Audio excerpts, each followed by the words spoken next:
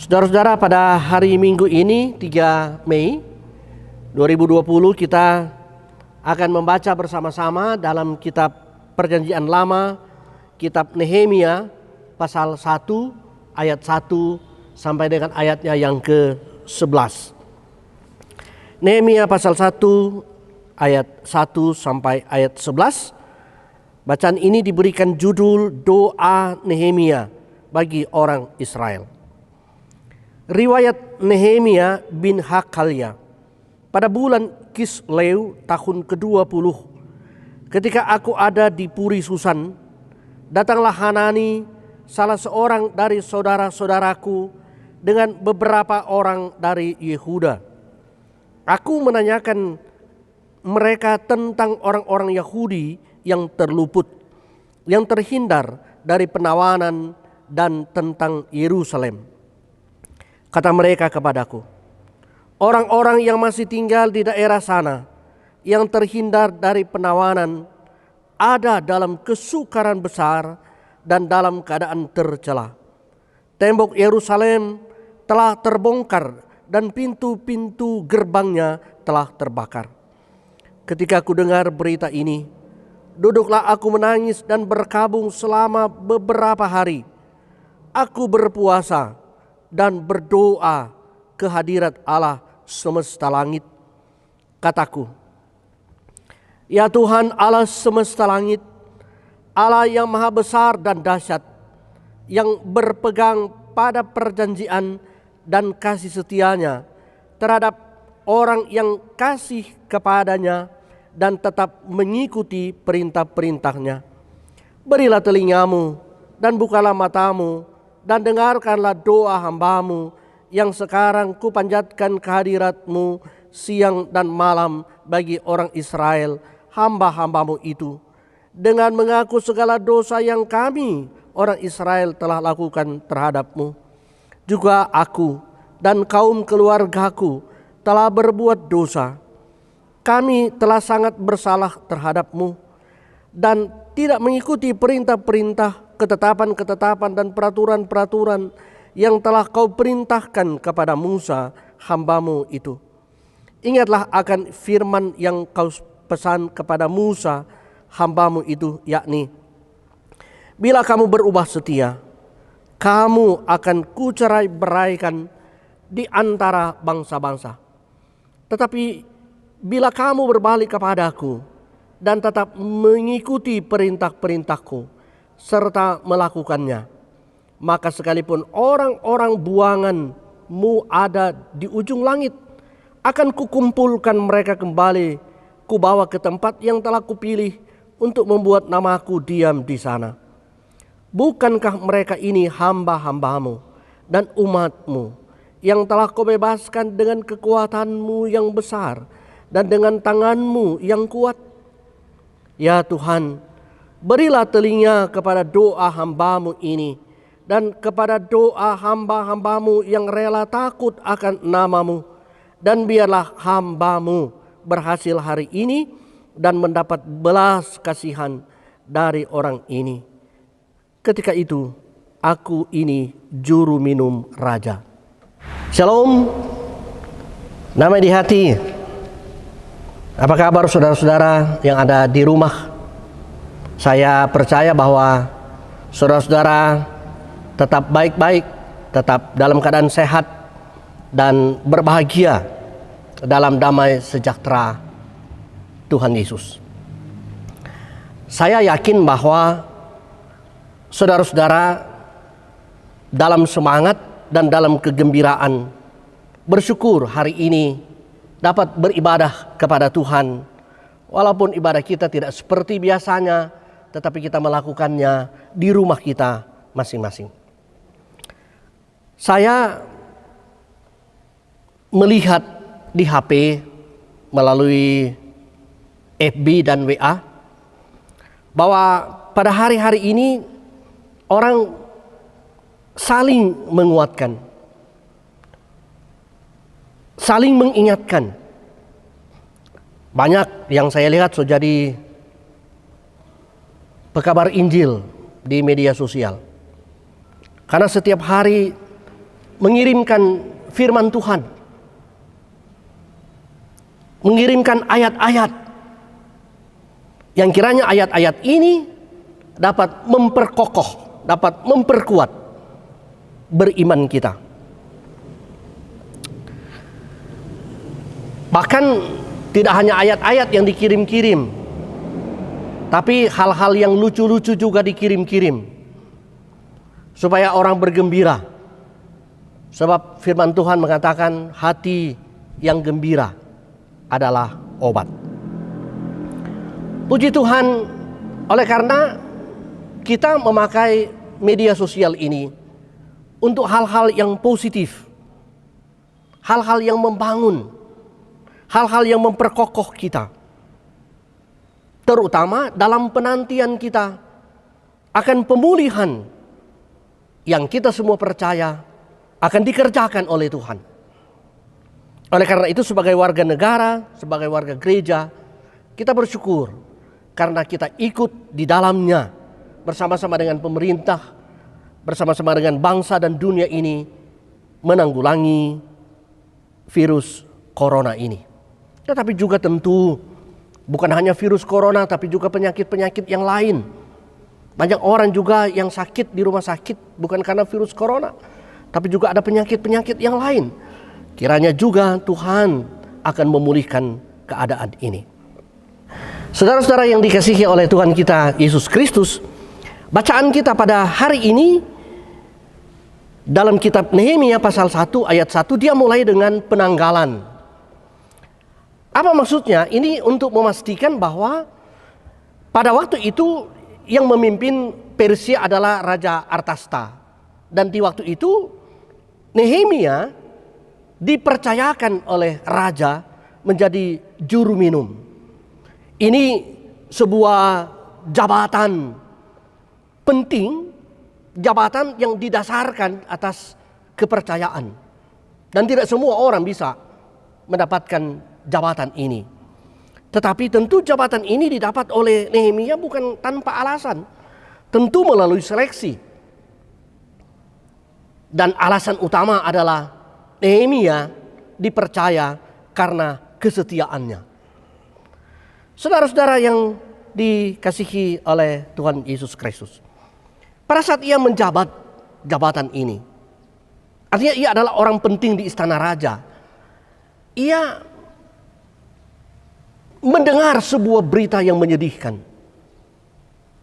Apa berita itu? Berita itu ialah bahwa tembok Yerusalem telah dirobohkan. Pintu-pintu gerbang dibakar. Dan tentu ini sangat menyedihkan hati dari seorang Nehemia. Apa yang ia lakukan? Mendengar berita yang menyedihkan ini, ia tidak menggunakan jabatannya sebagai sebuah kesempatan.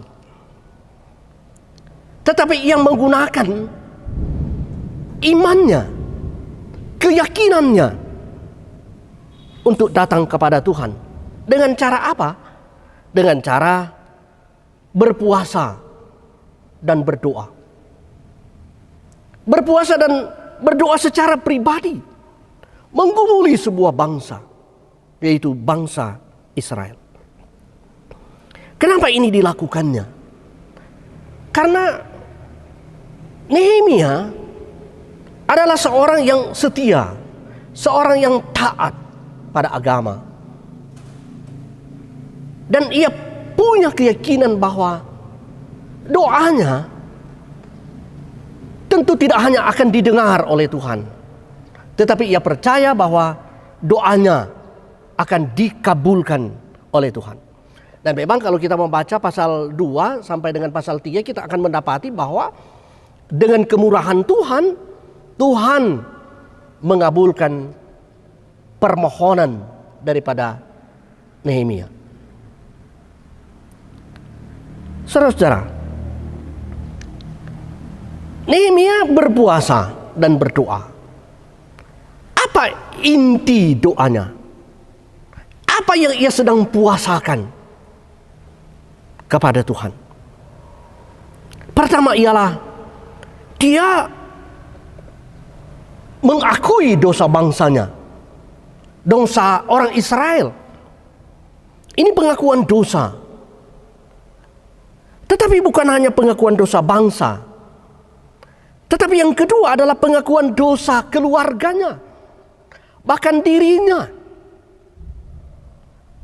Ia mengakui semua kesalahan, semua dosa yang melanggar ketetapan dan perintah-perintah Tuhan.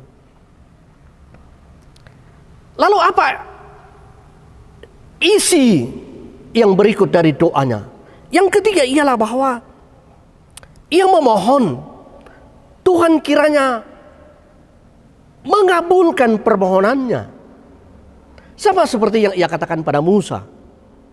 Dan ia percaya bahwa Tuhan akan menaruh belas kasihan kepadanya. Ia memohon, Tuhan, kiranya Engkau berbelas kasihan atas bangsa kami.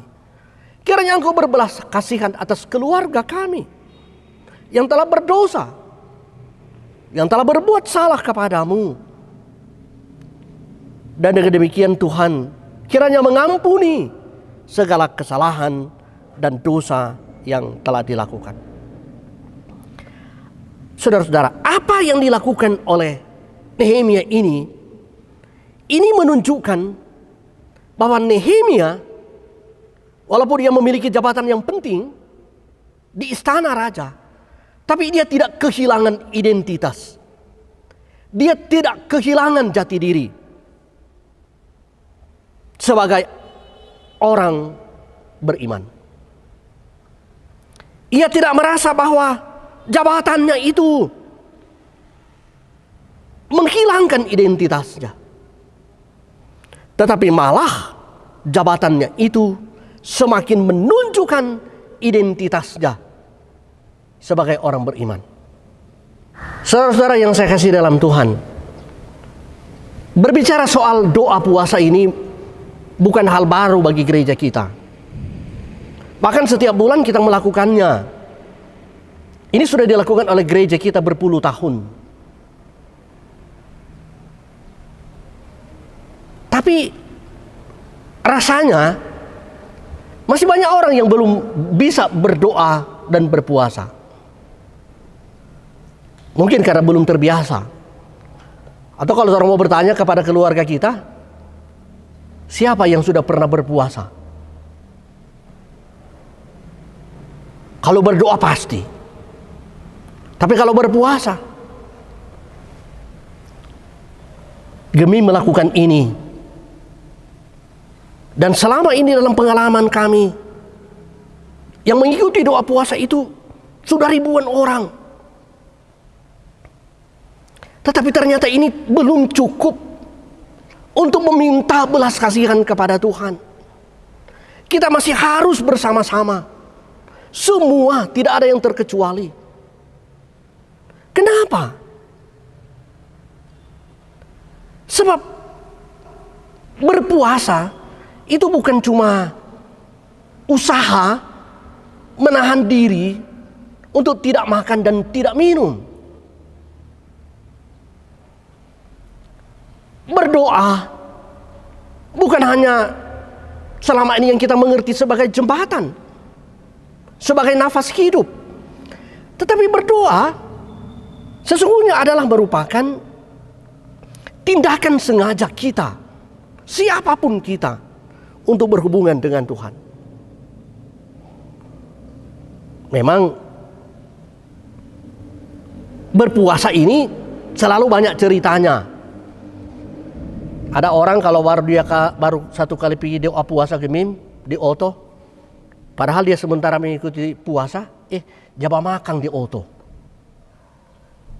Malah lain kali orang sementara ibadah puasa minum. Oh Tuhan. Tetapi bersyukur karena ada usaha dari dia untuk hadir. Usaha darinya untuk bersama-sama dengan orang lain. Berpuasa. Mempuasakan keadaan kita. Mempuasakan dunia ini. Mempuasakan bangsa kita. Mempuasakan pergumulan keluarga kita. Ingat. Nehemia berpuasa pribadi, seorang diri. Ini sesuatu yang luar biasa. Kenapa? Karena berpuasa dan berdoa itu, saudara-saudara, itu adalah simbol kerendahan hati dari orang-orang percaya di hadapan Tuhan. Oleh karena itu, saudara-saudara yang dikasihi oleh Tuhan, mari kita terus belajar dari firman ini. Sering sekali kita menyanyi nyanyian firman-Mu pelita bagi kakiku. Lagu ini selalu mengingatkan kita bahwa perjalanan hidup kita seringkali gelap. Gelap oleh pelanggaran kita, gelap oleh dosa kita. Dan oleh karena itu kita perlu cahaya, kita perlu lampu untuk menuntun perjalanan kita. Nehemia adalah contoh nyata pada kita. Bagaimana ia terus berjalan pada Allah. Dan dengan demikian Nehemia melalui firman ini mengingatkan kita. Pertama, manusia tidak pernah bebas dari masalah. Apapun kita, masalah itu selalu ada. Sama seperti masalah yang sedang kita hadapi sekarang ini. Ini bukan cuma masalah 1-2 orang. Bukan cuma masalah bangsa. Tapi ini adalah masalah dunia. Tidak ada yang terkecuali mengalaminya. Apa yang kita lakukan? Kita harus seperti apa?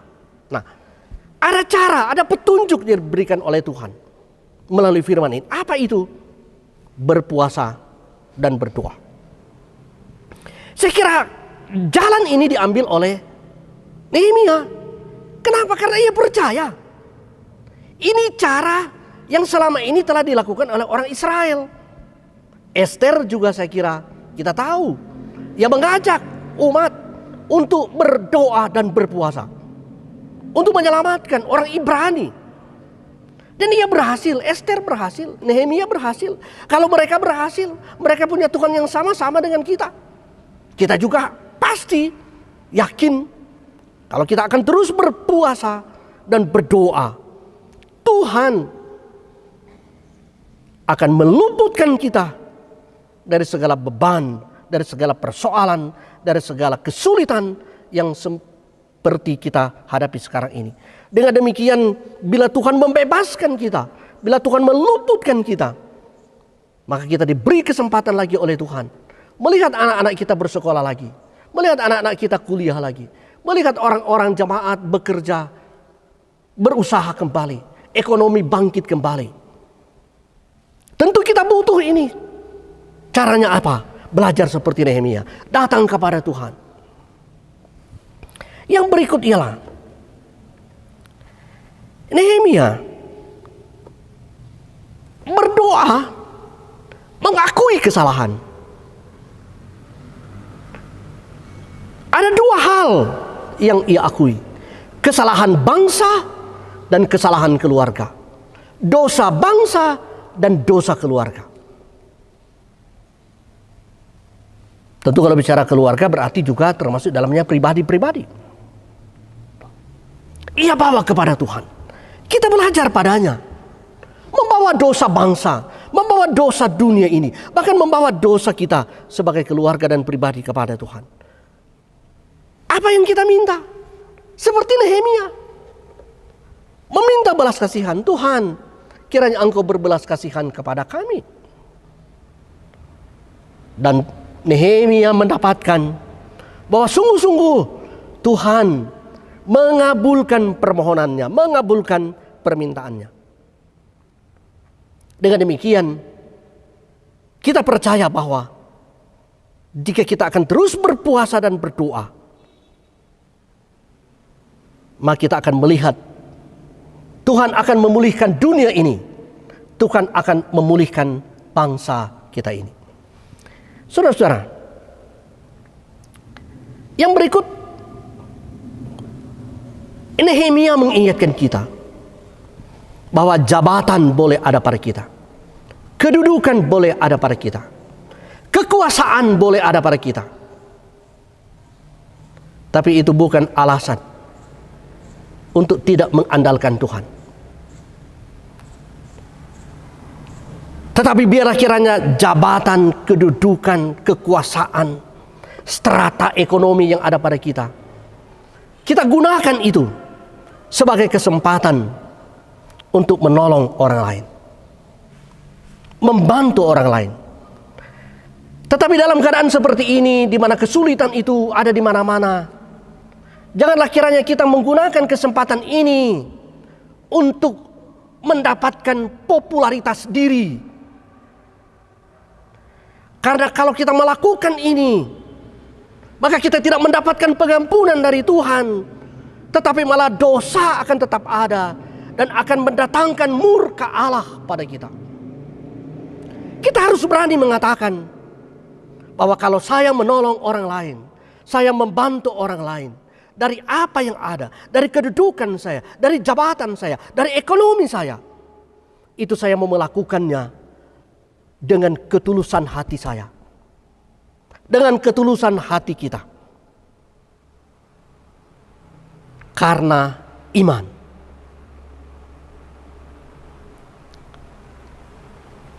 Berpuasa dan berdoa tidak memandang jabatan, tidak memandang kekuasaan, tidak memandang kedudukan, tidak memandang strata ekonomi dalam masyarakat. Tetapi semua orang percaya terpanggil merendahkan diri di hadapan Tuhan. Supaya apa? Dengan kita merendahkan diri di hadapan Tuhan, kita terpanggil untuk meninggalkan iri hati, meninggalkan kesombongan, meninggalkan kecongkakan, meninggalkan keras kepala, meninggalkan makan puji, meninggalkan tinggi hati, meninggalkan menganggap diri paling tahu, paling hebat, paling jago. Sampai ada orang bilang, stel tahu padahal nin tahu stel. Kadang-kadang ada seperti itu. Apa yang sedang kita alami sekarang ini sesungguhnya adalah cara yang diperkenankan oleh Tuhan. Supaya apa? Kita mengubah hidup kita, merubah sikap kita, merubah cara berpikir kita, merubah cara melihat kita pada orang lain. Itulah sebabnya Allah ingin kita menjadi sahabat-sahabatnya. Ada lagu yang hebat, Sobat dari Galilea.